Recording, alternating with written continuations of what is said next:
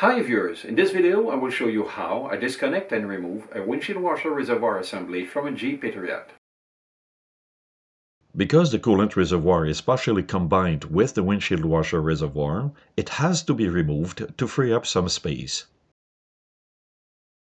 First, the 13mm bolt holding this reservoir is located on the upper side and it must be undone.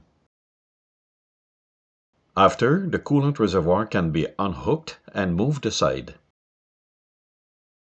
An easy way to unplug the connector plug from the electric motor connector receptacle is to use a small hook tool like this one. The point of the hook is inserted under the locking tab, then I pull the hook tool upwards to unlock the tab and unplug the connector.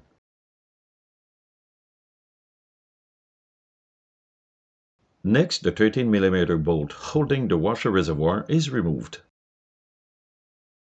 Then the two washer fluid hoses are disconnected as shown.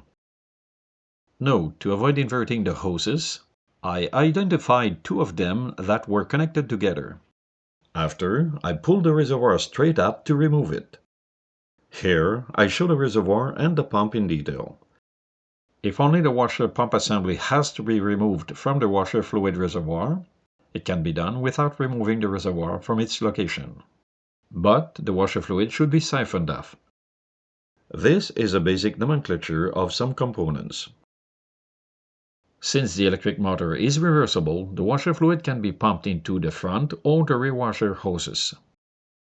To remove the pump assembly, the left and the right hoses are disconnected from the outlet nipples.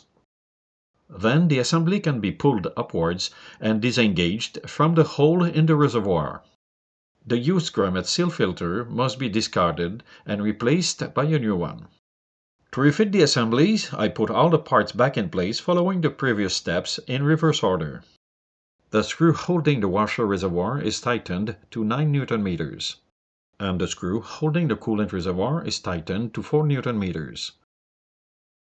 If the washer fluid reservoir or the pump assembly is defective, it cannot be repaired, so it has to be replaced by a new one.